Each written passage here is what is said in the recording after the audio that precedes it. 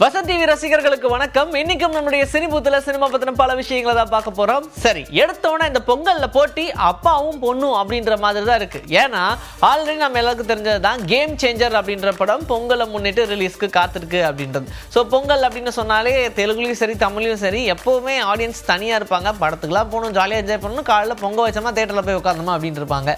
So இந்த வரிசையில் ராம் சரண், கீரா அத்வானி மற்றும் பலருடைய நடிப்பில் உருவாகி இருக்கக்கூடிய இந்த கேம் சேஞ்சர் திரைப்படம் இந்த படத்தை ரிலீஸ் பண்ண போறோம்னு சொல்லி தள்ளி ஒரு வழியா பொங்கல் அப்படின்னு சொல்லி பிளான் பண்ணா மறுபடியும் நாங்களும் பொங்கல் தான் ரிலீஸ் பண்ணுவோம்னு சொல்லி அதித்தி சங்கருடைய படம் நேசிப்பாயா அப்படின்ற படம், அந்த படமும் வரக்கூடிய ஜனவரி 14 தான் ரிலீஸ் பண்றோம் அப்படின்ற மாதிரி சொல்லிவிட்டாங்க.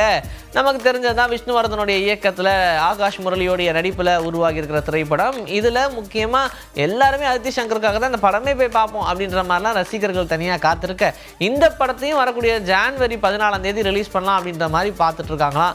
ஸோ இப்படியெல்லாம் டேட்டை கன்ஃபார்ம் பண்ணதுக்கு அப்புறமா என்னப்பா அப்பாவுக்கும் மகளுக்கும் போட்டியாப்பா, இந்த படம் எங்கே இந்த படம் எங்கப்பா, ரெண்டு வேறு ஃப்ளேவர் ஆச்சேப்பா அப்படின்ற மாதிரிலாம் நிறைய விஷயங்கள் சொல்ல, சரி இந்த படத்தோடைய முடிவு எப்படி இருக்கும் அப்படின்றத வெயிட் பண்ணி தான் பார்க்கணும். ஏன்னா ரொம்ப நாள் ஆச்சு ஒரு நல்ல காதல் படம் வந்து கண்டிப்பாக அந்த நேசப்பையா அதை வந்து திருப்தி பண்ணும் அப்படின்ற மாதிரி சொல்கிறாங்க. ஸோ இந்த படமா அந்த படமா அப்படின்றது எந்த படம்னு வெயிட் பண்ணி பார்ப்போம். ஆனால் அந்த கேம் சேஞ்சர் படம் பார்த்தீங்கன்னா தெலுங்குல தான் பெரிய லெவலில் ஒரு எக்ஸ்பெக்டேஷன் வச்சிருக்கிற படம். அதனால் தெலுங்குல அந்த படம்னா தமிழ் எங்கே படம் அப்படின்ற மாதிரி இருக்காங்களான்னு தெரியல, பார்க்கலாம். விடாமுயற்சி படம் அதே மாதிரி இந்த பொங்கலுக்கு ரிலீஸ் ஆகிடும் அப்படின்னு சொன்னாங்க. ஆனால் ஜகா வாங்கிட்டாங்க எல்லாருமே. இந்த விடாமுயற்சி படம் எப்போ தான்ப்பா ரிலீஸ் பண்ணுவீங்க, அப்படி என்னதான்ப்பா படத்தில் வச்சிருக்கீங்க அப்படின்னு நிறைய கேள்விகள் கேட்டுட்டு இருக்காங்க. ஆனால் இந்த படத்தை ரிலீஸ் பண்ணுற மாதிரியான பிளானே இல்லை போல. உள்ளுக்குள்ள நிறைய குளறுபடிகள் நடந்துகிட்டே இருக்கு.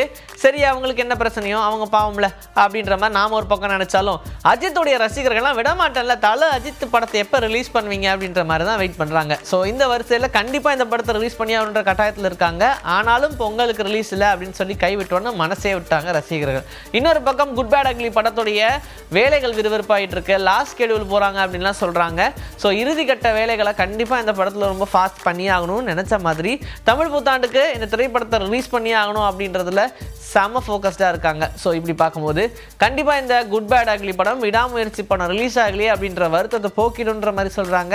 எல்லாருடைய நம்பிக்கையும் ஆதிக் ரவிச்சந்திரன் மேலே தான், வெயிட் பண்ணி பார்க்கலாம். சுதா கொங்கராவுடைய இயக்கத்தில் சிவகார்த்திகேயன், ஸ்ரீலீலா அண்ட் ஜெயம் ரவி, அதர்வா அப்படின்னு சொல்லி எக்கச்சக்கமான நடிகர்களுடைய நடிப்பில் இப்போ ஒரு படம் உருவாகிட்டு இருக்கு.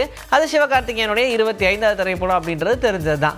இப்படி இருக்கும்போது இந்த படத்துடைய டைட்டில் என்னவா இருக்கும் அப்படின்னு யோசிச்சா, சூர்யாவை தானே வச்சு இந்த படம் எடுக்கிறதா இருந்துச்சு. அப்போ புறநானூறு அப்படின்னு டைட்டில் வச்சிருந்தாங்களே, அதே டைட்டில் தானே அப்படின்னு கேட்டால் அதான் கிடையாது. ஏன்னா இப்போ சூர்யா அப்படின்னு சொன்னால் புறநானூறு, இந்த படத்தில் அவர் நடிக்க வேண்டியது அப்படின்னு நிறைய கன்ஃபியூஷன்லாம் வரும் இல்லையா.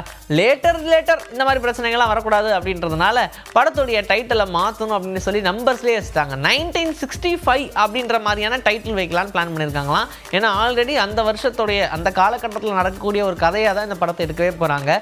அதனால் 1965 அப்படின்னு வச்சா ஒரு நியூமெரிக்கலாக இருக்கும்போது பார்க்கறதுக்கு நல்லா இருக்குமே அப்படின்ற மாதிரி பிளானில் இந்த படத்துக்கு அந்த மாதிரி டைட்டில் வச்சிடலாமா அப்படின்ற மாதிரி பிளான் ஓட்டிகிட்டு இருக்காங்களா. இன்னும் கன்ஃபார்ம் ஆகலை. மேபி கன்ஃபார்ம் ஆகுதுன்னா நமக்கே ஒரு அனௌன்ஸ்மெண்ட்டாக வரும். ஆனால் நல்லா தான் இருக்குது, வைக்கலாம். பாலாவுடைய இயக்கத்தில் அருண் விஜயோடைய நடிப்பில் உருவாகி இருக்கிற திரைப்படம் சமுத்திரக்கனி மிஸ்கின்னு நிறைய நடிகர்கள் இதில் இருக்காங்க. இந்த திரைப்படம் இப்போ வரக்கூடிய 10ஆம் தேதி ரிலீஸ்க்கு காத்திருக்கு. வனகான் படத்தில் ஆல்ரெடி சூர்யா நடிக்கிறதா இருந்துச்சு. சரி, அது பழைய கதை, விடுங்க பார்ப்போம். இப்போ இந்த வனகான் திரைப்படத்துடைய கதைக்களம் உண்மை சம்பவம் அப்படின்ற மாதிரி பாலாவே சொல்லியிருக்காரு. என்னன்னா இந்த சமுதாயத்தில் நிறைய பிரச்சனைகள் நடக்குது, எல்லாரும் பார்க்காத மாதிரி போயிடுறோம். ஆனால் இப்படி ஒரு பிரச்சனை நடந்து நீ போனால் எப்படி, நீ உலகத்துக்கு எடுத்துக்காட்டு அப்படின்ற மாதிரி ஏதோ ஒரு விஷயம் முதுக பிடிச்சி தள்ளிக்கிட்டே இருக்கு. அதனுடைய பிரதிபலனாக தான் ஒரு முக்கியமான சம்பவத்தை, யாருமே மறக்க முடியாத ஒரு சம்பவத்தை இந்த திரைப்படத்தில் நான் திணிச்சிருக்கேன் அப்படின்ற மாதிரி சொல்லியிருக்காங்க.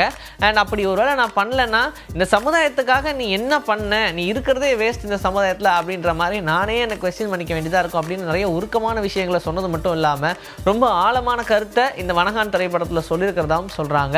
இப்படி ஒரு விஷயம் பாலா சொன்னதுக்கப்புறம் யூஸ்வலாகவே அவர் எடுக்கிறதெல்லாம் ரொம்ப ரியலிஸ்டிக்காக இருக்கும். கண்டிப்பாக இந்த படமும் பெரிய அளவில் பேசக்கூடிய படமாக அமையும் அப்படின்ற மாதிரி தான் சொல்கிறாங்க. ஏன்னா நீண்ட இடைவேளைக்கு அப்புறமா இப்போ பாலாவுடைய இயக்கத்தை திரைப்படம் உருவாகியிருக்கு. ஸோ 10ஆம் தேதி இந்த படம் எப்படி இருக்குது அப்படின்றத பொறுத்து இருந்து பார்க்கலாம். இன்னைக்கு நம்மளுடைய சினிபுத்தில் சினிமா பற்றின பல விஷயங்களை பார்த்தாச்சு. இதே மாதிரி அடுத்த எபிசோட்ல உங்களை நான் சந்திக்கிறேன். And this is bye from Vijay Sri. Take care.